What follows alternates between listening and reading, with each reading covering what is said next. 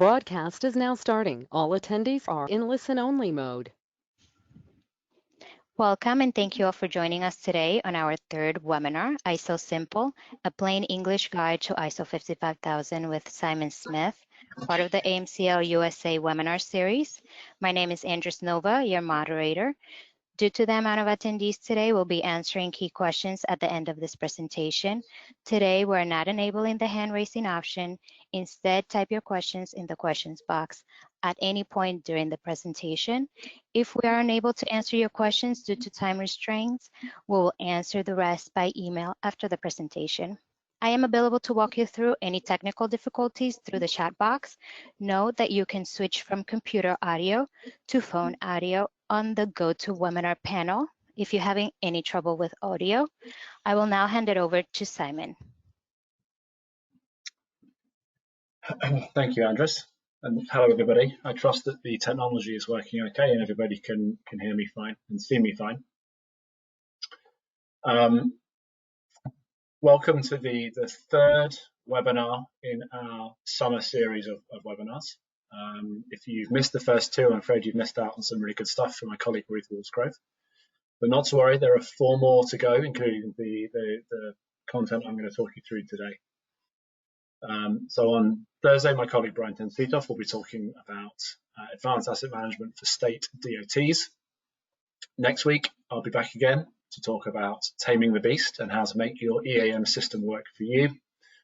And then the following Thursday, Ruth will be back again to talk about the second wave of asset management, moving from inventory management to a more strategic approach to asset management. Just a few notes. I am, as I'm sure most of you are, working from home given the current situation with COVID. So I hope everybody is healthy and staying sane. I've been at home now for about 3 months. I do have 2 small children in the house. They've been given strict instructions not to come in, but you never know. So there could be a bit of interest halfway through. If you see a small person come in behind me, then I'll have to pause and shuffle them out. Okay, so let's get going on to some of the content. So just a quick introduction to AMCL. Some of you may not have come across AMCL before. We're one of the world's leading specialist asset management consultancies. It's all we do. We're not like one of these big architecture engineering companies that's kind of bolted on an asset management capability on the side. You know, asset management is all we do. It runs through us. It's in our blood. We're founded in 1997. 3 guys founded it in London in the UK. And since then, we've grown to be about 70 staff across 6 countries, including 13 staff here in the US. And in that time, we've worked with quite literally hundreds of organizations around the world, helping them improve their approach to asset management. And with relevance to today's presentation, we've worked with over 30 organizations who have gone for or achieved ISO 55000. Most of our work is in the following 4 sectors: municipalities, highway, transit, and utilities. And I myself have been with AMCL for coming up to 3.5 years now. I'm from the UK originally. I moved over to the US in 2008. I've been here for almost getting on for 12 years now. So it's pretty much home. My wife's American. My 2 kids are American. So it's been a pleasurable time so far. My role at AMCL is I'm the Director of Asset Management. So I have technical oversight of all of the work we do for AMCL in the US. And I work closely with my colleagues and teammates across all of the projects that we work on in the States. I just wanted to give you all a quick sample of some of the organizations that we've worked with. This is not exhaustive at all, but it just gives you a kind of a feeling for it.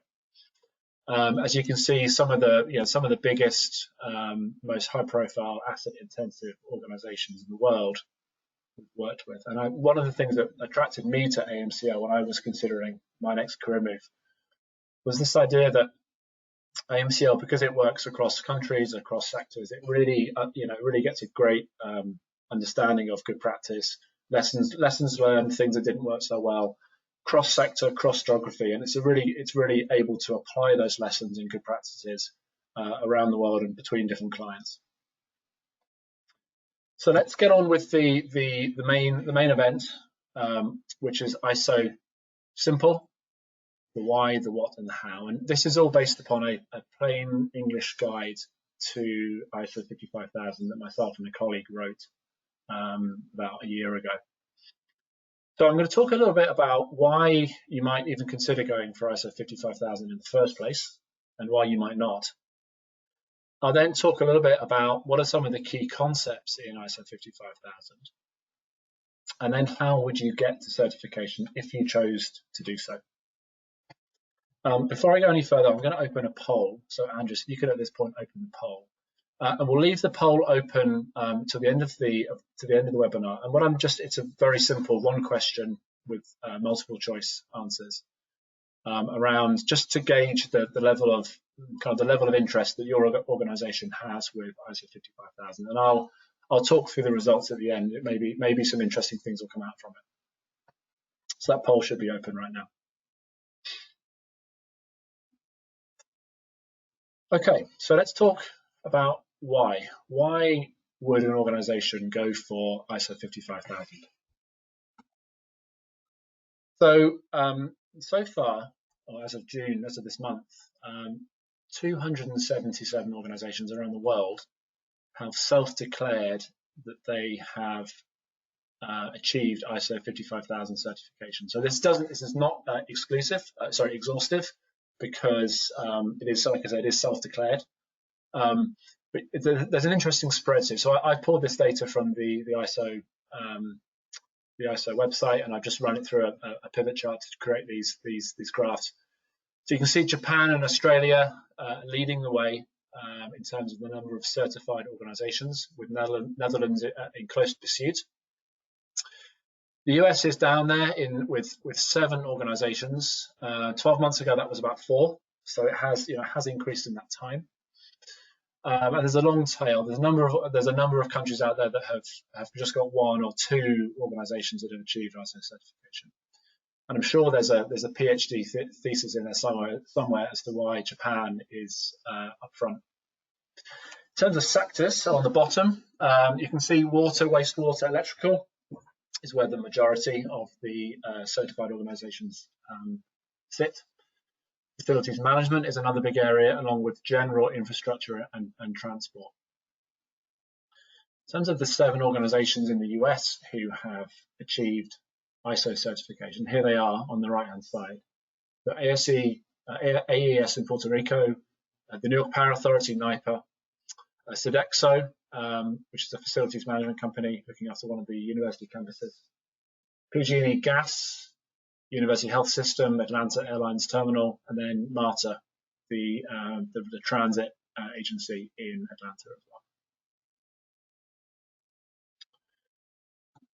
So why would an organization seek ISO 55000? Well, there are a number of reasons. Organizations typically see benefits in terms of their financial performance, whether it's a return on the investment they make in their assets, or a reduction in the cost of managing those assets, or also just to preserve the value of the assets that they've invested in over many, many years.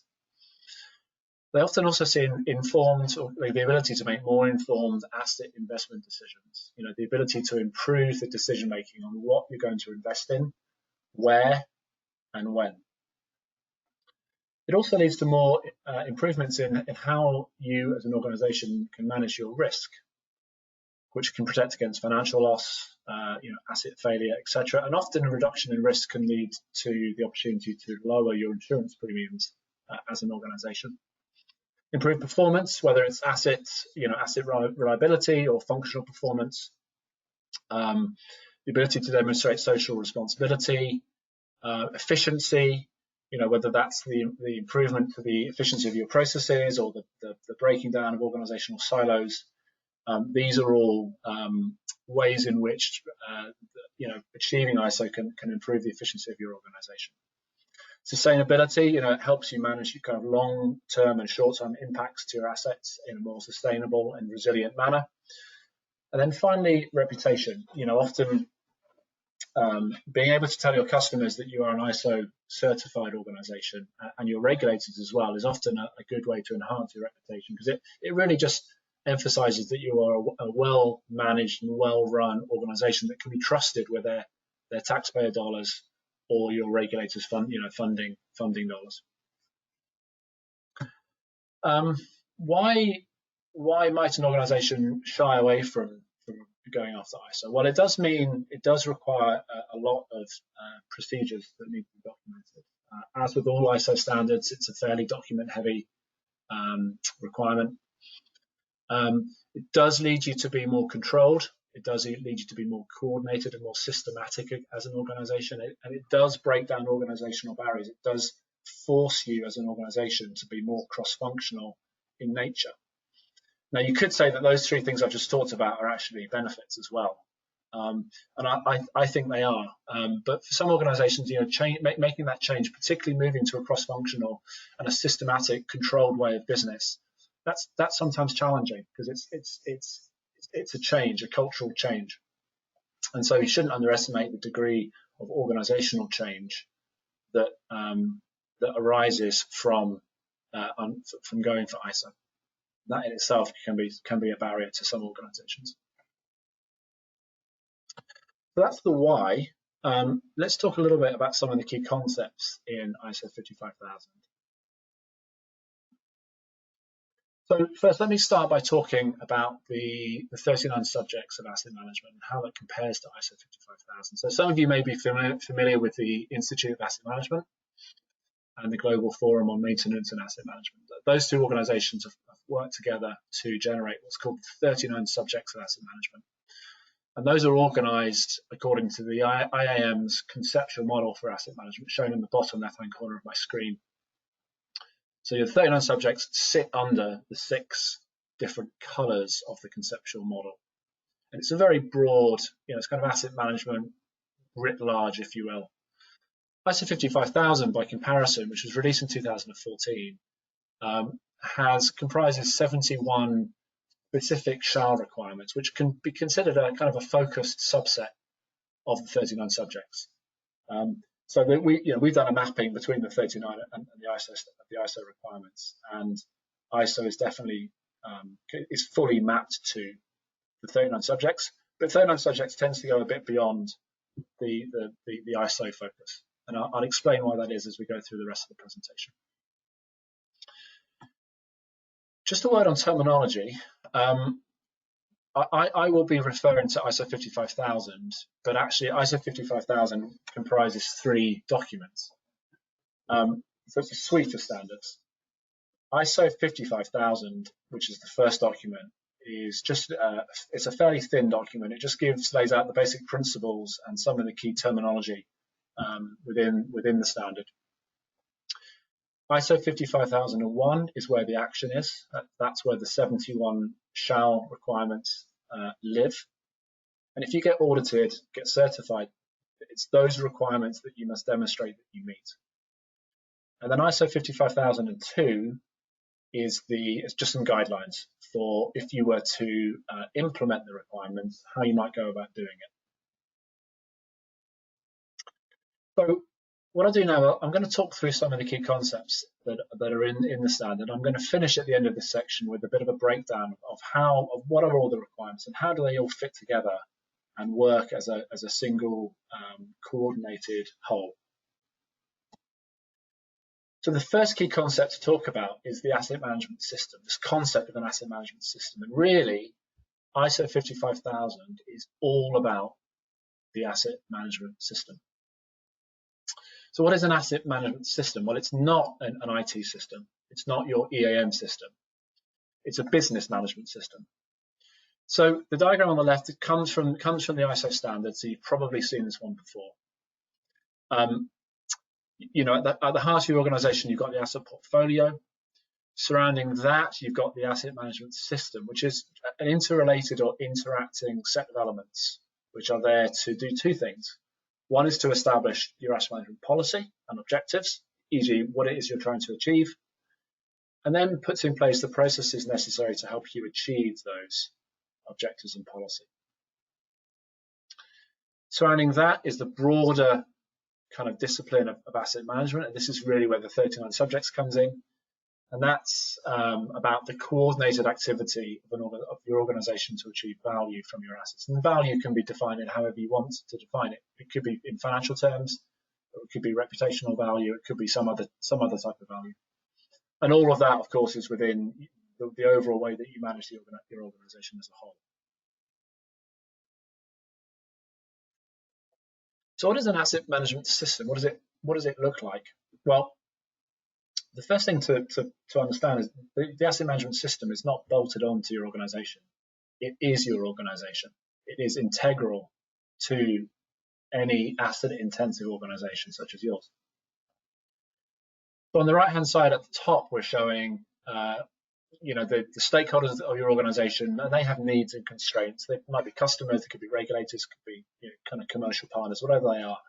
But there are needs and constraints that are out there, and there should be an organizational strategy and a set of objectives which are aligned to those overall needs of your stakeholders. And for any asset-intensive organization, a big part of meeting the organizational objectives is what you do with your assets. It's not the only part, but it's a big part. So this is where the asset management system comes in. So that's setting the policy for your approach to asset management. It's about setting objectives for what you want to achieve and the strategy for how you will achieve those objectives. And then it really breaks into three flows. There's plans that you develop to do work to do capital work on your assets. There's the planning you do to do operational and maintenance work on your assets. And then there's the planning that you do to figure out how you're going to improve your overall capabilities of asset management, which are, maybe it's risk management or improving your information and data, or improving your asset management decision-making capabilities, whatever they might be. But there's those kind of three parallel tracks here. Typically, the capital plan and the O&M plan are held in what's known as an AMP, which is an asset management plan, which is really just a breakdown of the work you're going to do on your assets, both capital and maintenance work, over a typically 10, 20-year period. That feeds out to budgeting, and eventually funding comes back into the system to allow you to deliver that work, to do the projects, to deliver the maintenance, to put in place the improvements you want to make to your asset management capabilities. And then you measure the performance. How well have you done? To what extent are you meeting those objectives that you first set up top? And then that would then lead you to make improvements. Maybe let's say your objectives are not quite right, or you're not achieving them. You could circle back and adjust your objectives. You could change the strategy, your overall strategy. You could make a change to one of your plans. You can make an improvement at any point in your management system. And of course, there are other management systems doing other stuff within the organization, whether it's environmental management systems or people management systems or quality or whatever it might be. Your asset management system is just one piece of the organization that is contributing to its overall objectives.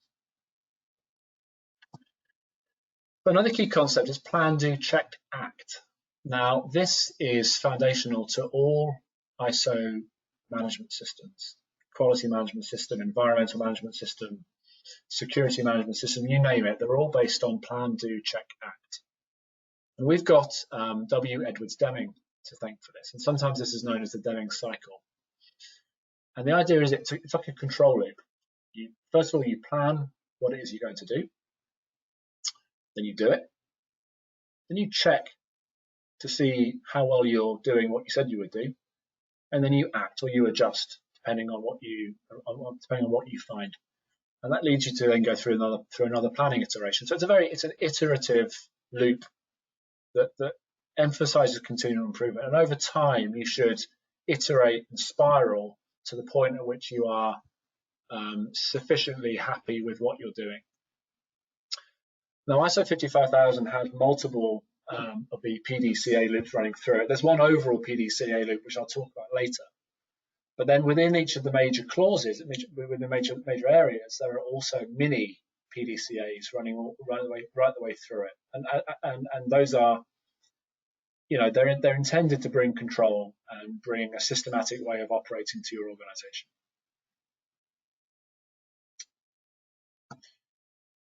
Another key concept is alignment.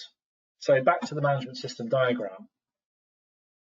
Alignment is a very, very important concept in asset management generally, as well as ISO 55000.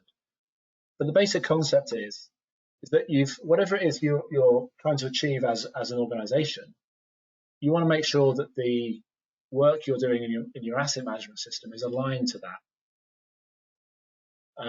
If you have organizational objectives around improving the safety, the safety of your customers, then you want to make sure that the work you're doing on your assets is also improving and aligned with the goal of improving the safety for your customers.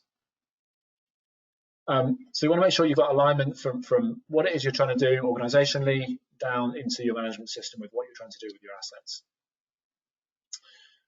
That is then delivered through activities which are planned on the asset and the increasing capability, asset management capability of your organization, which is then subject to review and improvement. And this is the bringing together now of three concepts. It's the overall management system view, it's the plan, do, check, act loop I just talked about, and it's also this concept of alignment. So ultimately, the work you're doing on the ground, the projects you're doing, the maintenance work you're doing, etc., should be aligned to the objectives you're trying to achieve, which in turn should be aligned to your organizational objectives, which in turn should be aligned to the needs of your stakeholders, because ultimately they're the people that you're trying to, your organization is there to serve. So alignment is a very, very strong, a very, very important concept here as well. Some other key concepts. ISO 55000 does require a very clearly defined scope of your asset management system.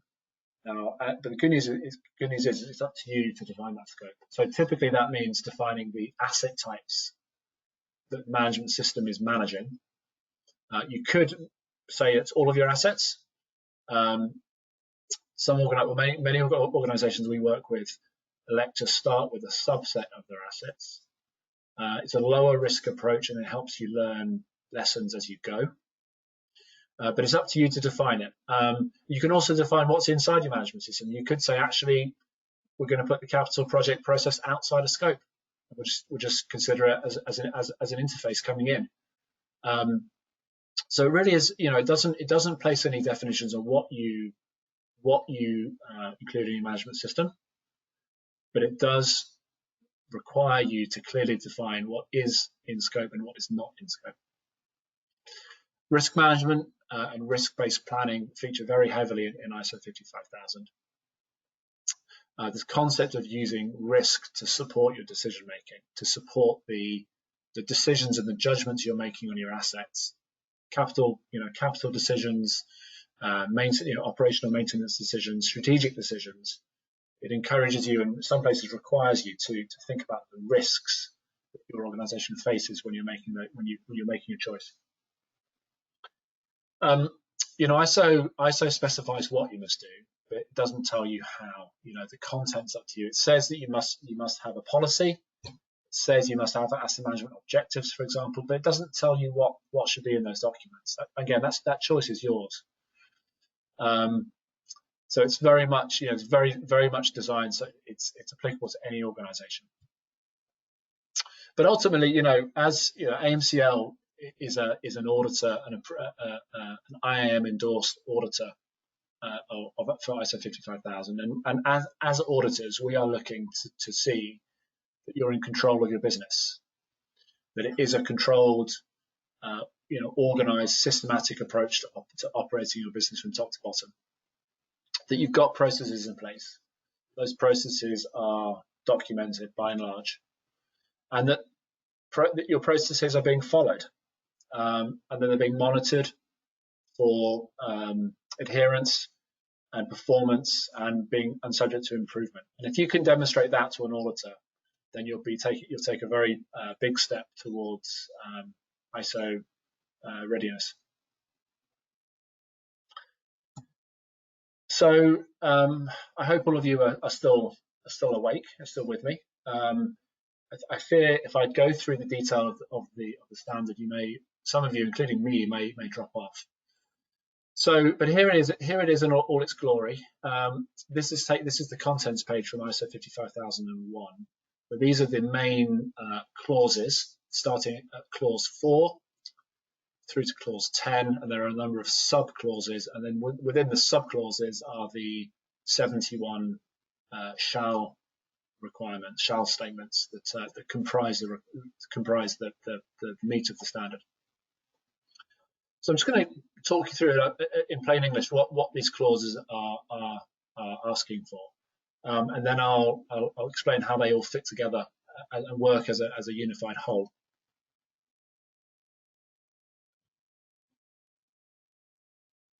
So clause 4 is about the context of your organization. It's making sure that you understand your organization, the environment that it's in, its physical environment, its regulatory environment, its customer environment, etc., its fiscal environment, and the stakeholders of your organization. Who are they? What do they need? What constraints or expectations do they have on your organization? And to use that as a means to then define and implement your asset management system that is there to meet the objectives, which in turn support your organizational objectives. It's very important to remember here that the requirement is not just to define your asset management system. You need to be able to demonstrate that it's actually been implemented, it's been embedded, it's become business as usual. It's not bolted on to the side of your organization. It's really the way that you manage your assets. Business as usual.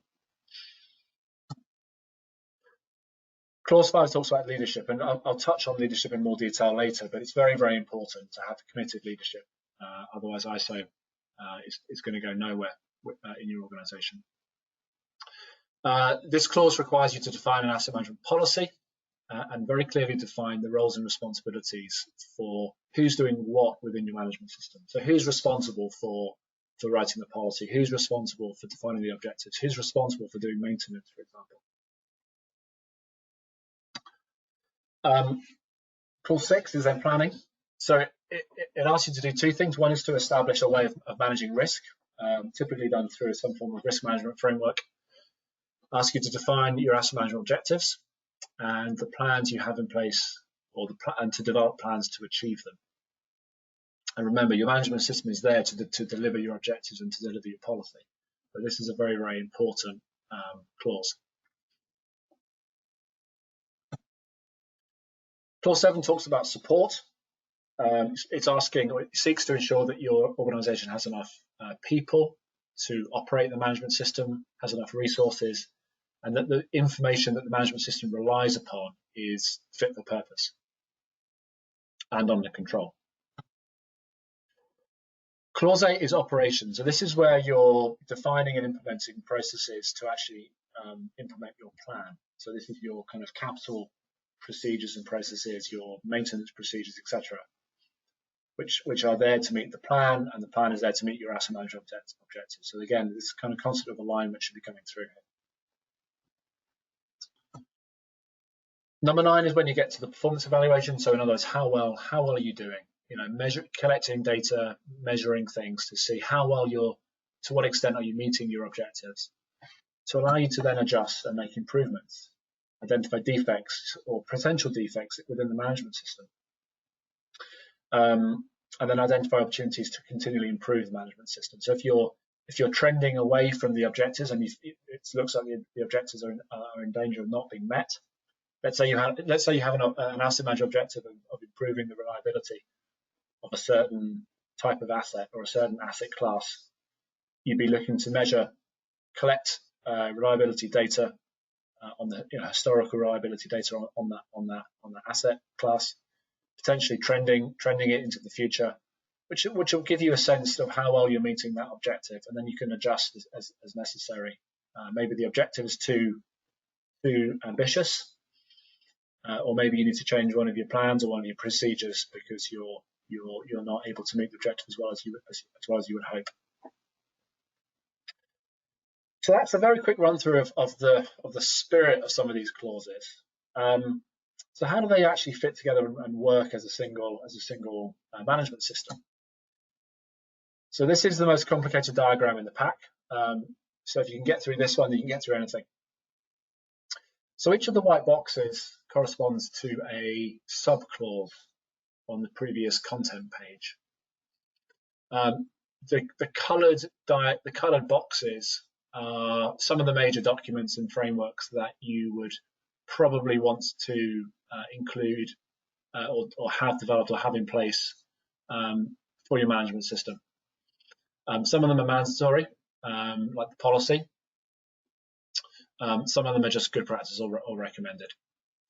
But I'm going to start on the top left-hand corner. So, 4.1 or 4.2 are all about, as I said before, understanding your organization, the context it fits within, and your stakeholders, and what they need and expect from your organization. And it's really about understanding, kind of doing like an environmental scan of your organization and understanding it, such that you can then, moving into the next box, such that you can then establish a policy which is aligned with and consistent with your overall organization and its environment. You can define a set of asset management objectives at 6.2.1, and you can also define the scope of your management system and then implement the management system, which is clause 4.4. And it's essential at this point to have, coming in from the right-hand side, leadership and commitment, to have commitment to the policy, commitment to your to delivering the objectives, and commitment to establishing and implementing the management system into the organization.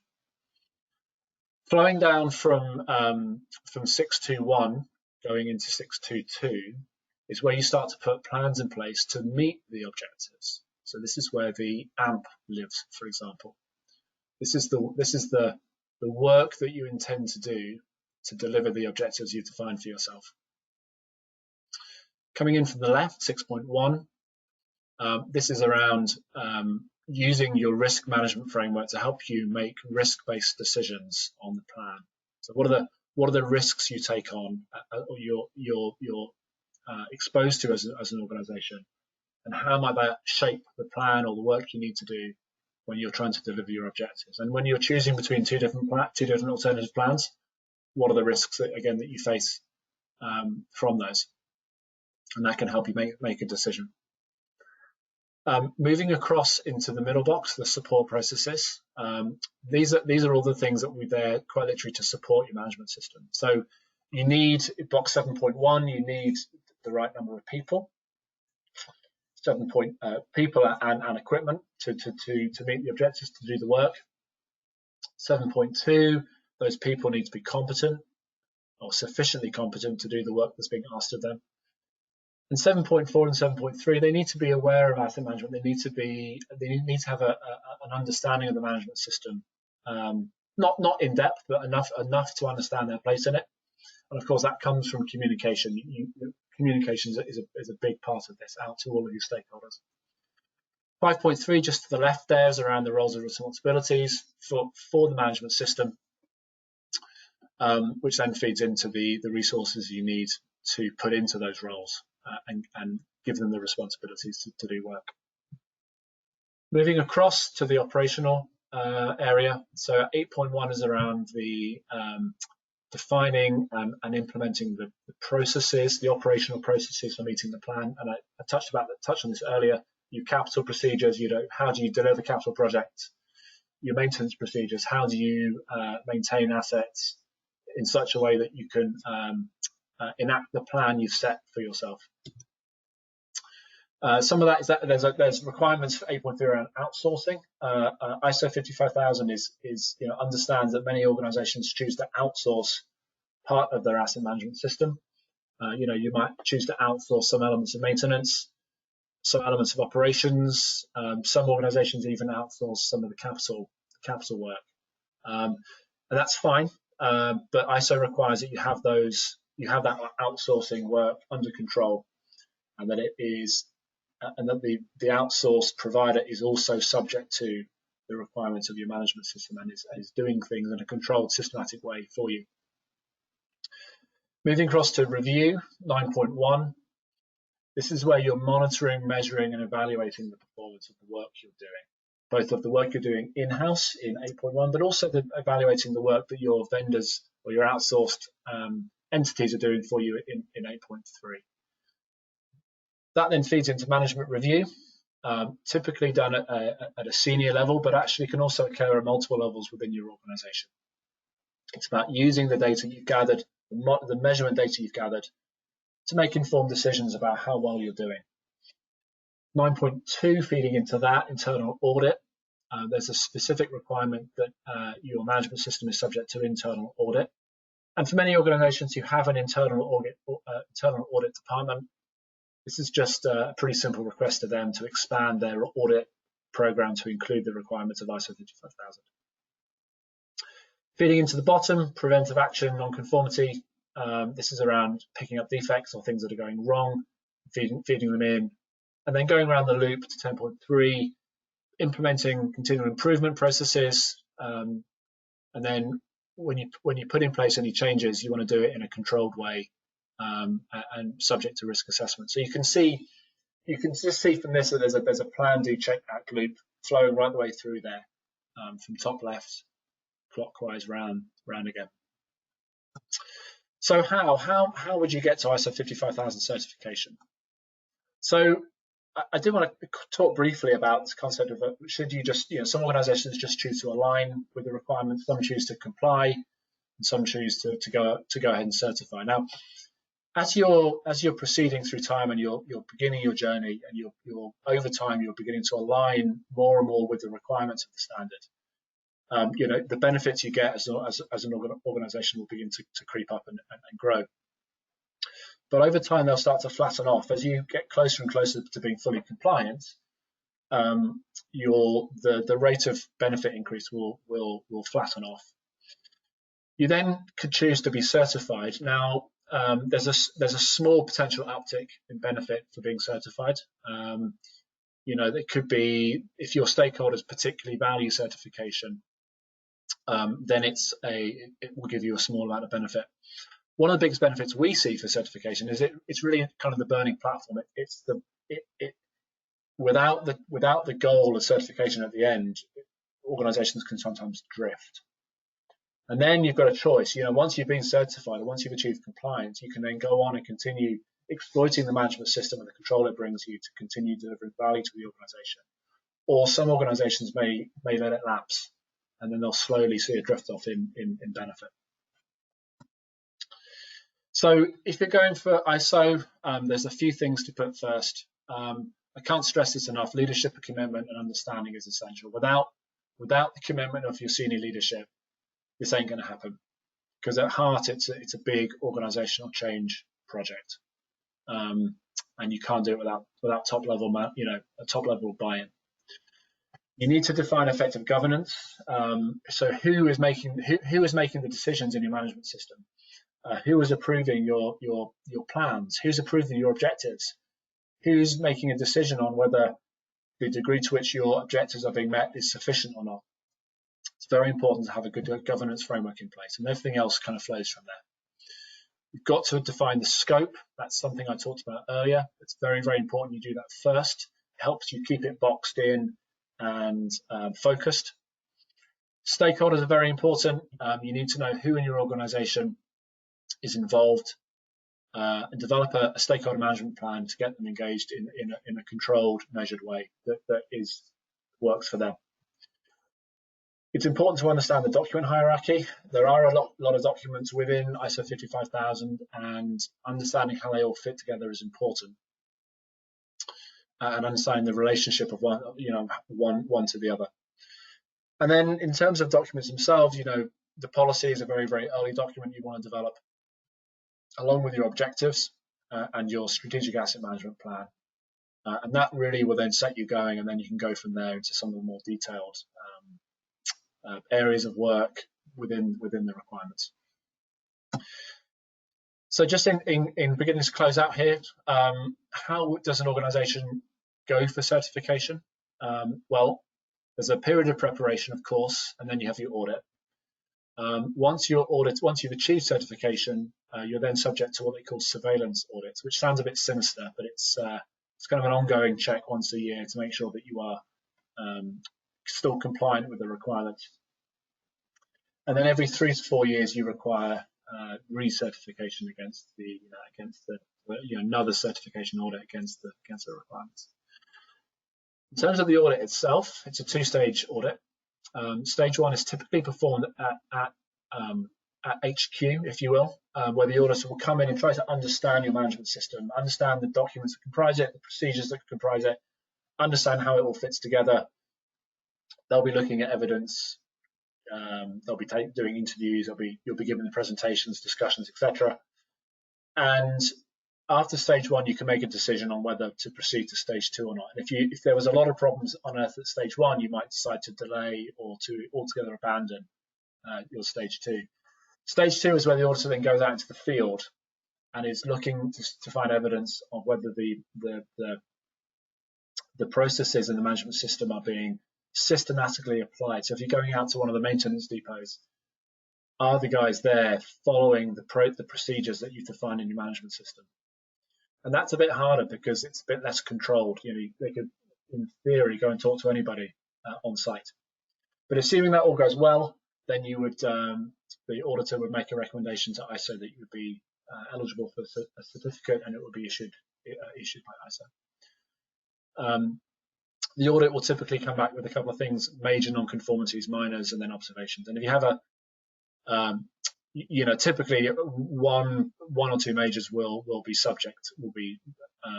result in not proceeding or not being recommended for a certificate. Some organizations elect to start the preparations with what's called a gap assessment. So this is where an organization such as AMCL will come in and do a very detailed assessment of the extent to which you meet the 71 requirements in the standard. And you get results such as the radar plot here in the bottom left, and then typically a roadmap will be developed to help you identify the work you need to do to be ready for certification or achieve compliance if that's your goal. Now, one of the things that organizations find is that can typically give you 150, 200 gaps. And for many organizations who are just beginning their asset management journey, that can often be overwhelming. And you kind of don't know where to start. So one of the ways that we've been helping organizations recently is with pretty much what you're getting a sneak peek of here, which is a plain English walkthrough of the standard, clause by clause. So a core group within your organization can understand what it really means in plain English for each of these clauses. Identification of any existing evidence you've already got in place. You may already have procedures and processes and documents that are sufficient to fulfill some of the requirements. You don't need to do any more work in those areas. And then also identify any of the major gaps. What are the big things you need to get in place? And that then leads to the development of a foundations plan, helping you get the fundamentals in place before you then go ahead and close the gaps more fully, potentially do a more formal gap assessment ahead of your audit. And many of the organizations we've worked with have found that quite a useful, kind of painless entry point to ISO 55000. So that brings me to the end of the presentation. Now, I don't know if technology has worked for us, but I would like to see the poll results. Andres, if you're able to go off mute.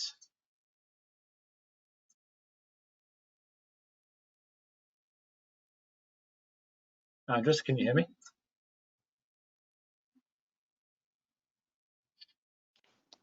Can you hear me, Simon? I can hear you now, yeah. Did the poll work?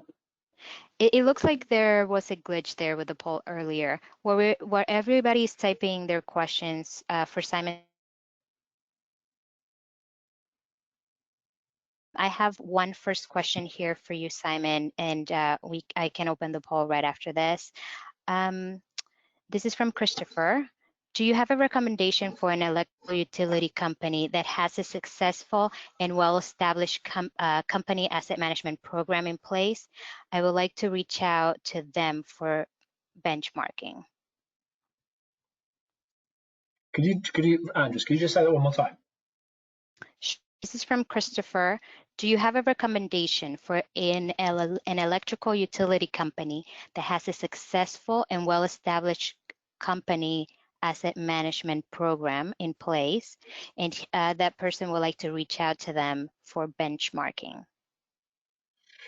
Yes, there are a number of organisations, both nationally and internationally, that we work with that fit that bill, Christopher. So I will be in touch with you after the webinar to give you some contacts for that.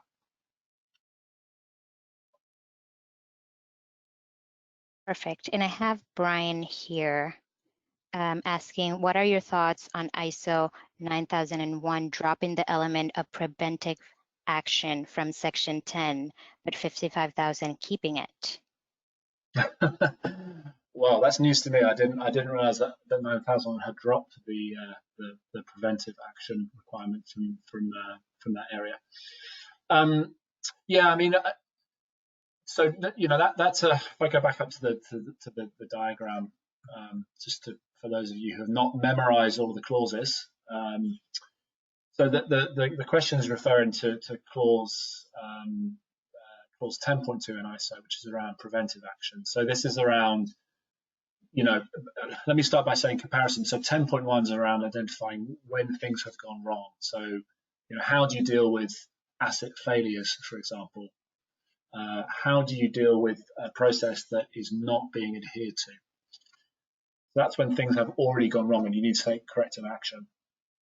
10.2 by comparison is asking you to then to put in place processes to prevent ahead of time identify things that could be potential defects or potential problems. So things like predictive analytics in maintenance, for example, is a good way to meet the requirements of 10.2. It's not the only way, but if you had a good predictive maintenance capability within your organization, that would be a good way of meeting the requirements there. I'm not going to profess to be an expert on ISO 9001, so I wouldn't want to pass comment on why they have elected to remove that clause from 9001. I will say that 55,001 is being subject to revision. So it'll be interesting to see whether that requirement makes the cut, if you will, for the second iteration of 55,001.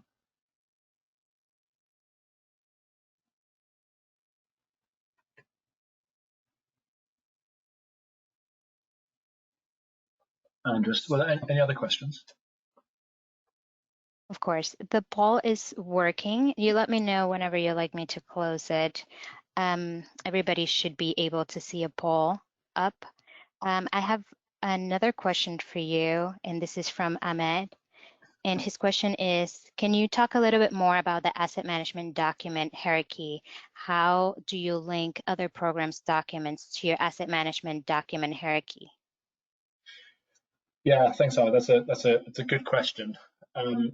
So as I mentioned at the beginning, ISO 55000 is a fairly document intensive standard.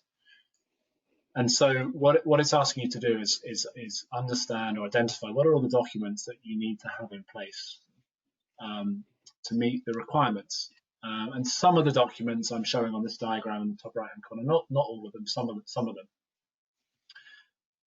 So I'll give you a practical example. You would typically, so where's the SAMP? The SAMP is the blue box. So typically you define your asset management objectives and your kind of overall strategy for how you would achieve those in your SAMP. Now your SAMP, because it holds asset management objectives, and because we know from an alignment perspective that your asset management objectives should be aligned with your organizational objectives, you want to make sure that what you write in your SAMP does not contravene what your organization has in its overall strategic plan, its overall set of strategic objectives. So that would be an example of ensuring alignment between an overarching organizational strategy and the asset management strategy that you have for your management system. And there are other examples as well. I mean, if you move across to the outsourcing area, for example, you might have outside of your management system. I'm sure your organisations have procurement policies and procedures and guidelines that must be adhered to and are documented. So you want to make sure that when you're making outsourcing decisions and you're defining your approach there, and you're writing your contracts and you're doing all the stuff you need to do to outsource parts of your management system, that those documents are in alignment with any procedure or control documents for how you would then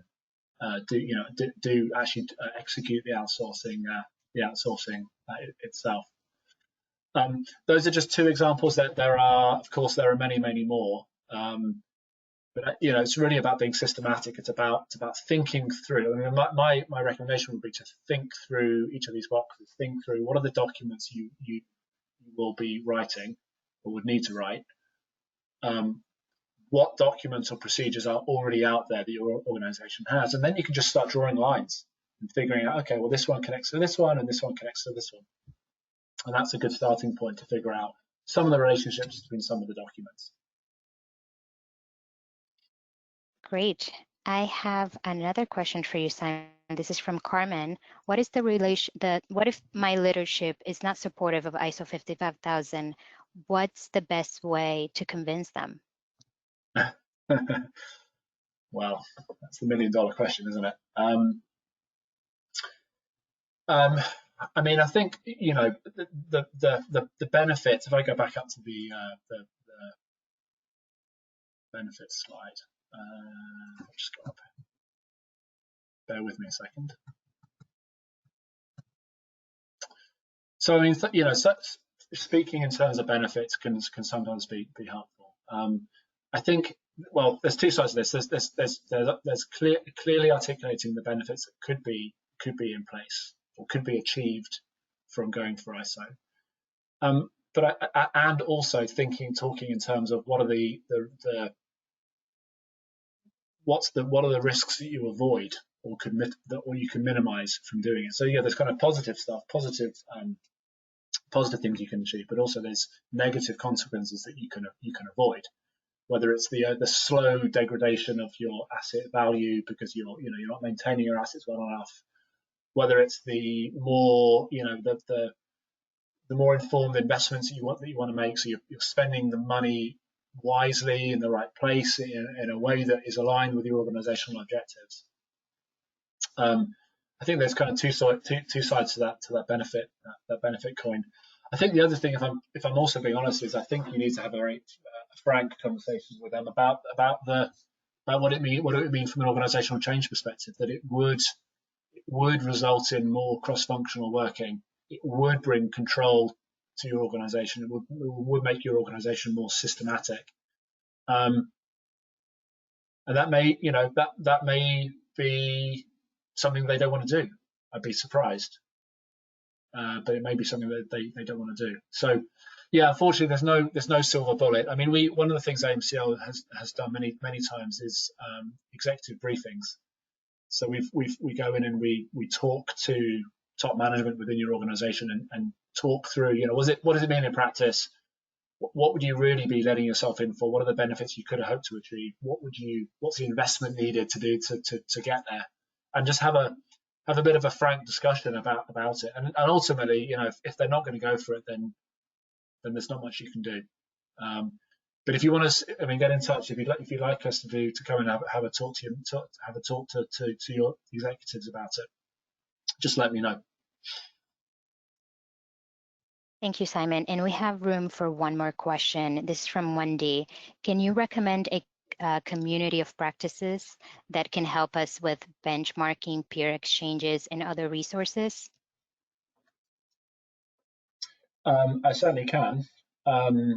So the Institute of Asset Management that I talked about, if I just bring up the logo, here we go. The IAM is a fantastic resource for community of practice. Absolutely fantastic. Based out of the UK, but with a very, very active presence in the US. They have got loads and loads of guidance on asset management generally, as well as ISO 55000. I don't know what industry you're in. I mean, my background is in the transit industry, so there's a very. I don't know if Wendy, if you happen to be in transit or transportation, you could check out the COMET organization, and I can't remember what it stands for, but it's basically a collection of transit agencies that work together to benchmark performance across international agencies. CIATI might be another example for on the power side. And then finally, AMCL, we have done we've assessed over 300 organizations, so we have a fantastic database of benchmarking data that we can use to benchmark your organization against your peers, whether they're in the same sector or in the same geographic region, whatever they might be. We've got some really good data we could share with you. So, all right, okay. So Andres, I think you're saying there's no more time for questions. In which case, I'm going to quickly bring up the results of the poll. Yes. So if you'll just bear with me for the last few minutes. So here we are. I'm going to put these numbers in now. So already certified. I was 8. Just do these numbers. 8. Way.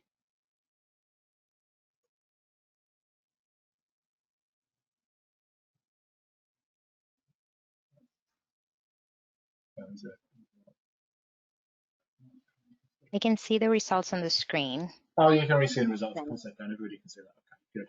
Well, that's fine then. So you can see 39% work underway to align but not certified. So that's interesting. So that slide I showed you with the graph could be useful to think about as you're going up the benefit curve here. 25% are considering it but not started yet. Yes, well, hopefully this presentation was of some use to you, maybe nudging the needle one way or the other. 17% not considering it, and that's fine. Well, thank you for coming nonetheless. I hope you found it interesting. 8% of you were already certified and 10% with work underway to achieve certification. So I think that's interesting. That's certainly quite interesting to me. So, okay, well, it's coming up to the top of the hour. I just want to close out by saying thank you very much for coming on the session. We'll be in touch with you afterwards. We are offering a free maturity assessment for those of you who attended today's session. It'll take 10 minutes. It's an online survey using SurveyMonkey. 10-minute survey, multiple choice, to give you an initial view of the asset management maturity of your organisation, and it's completely free. No obligation, but we'll follow up. We'd offer to follow up with a phone call to talk through the results if that was of value to you. And then just a reminder that there are 3 more of these webinars coming up. So if any of these are of interest to you, please do register. And we hope to see you at one of these ones in the future. So thank you again for your time. I hope you found it informative. And Andres, thank you for your help in moderating today. Thank you, Simon, and thank you everyone for joining us today. We will reach out by email to those that we were not able to answer the questions live. So hope to see you all on Thursday on our next webinar. Thank you. Thank you. Bye.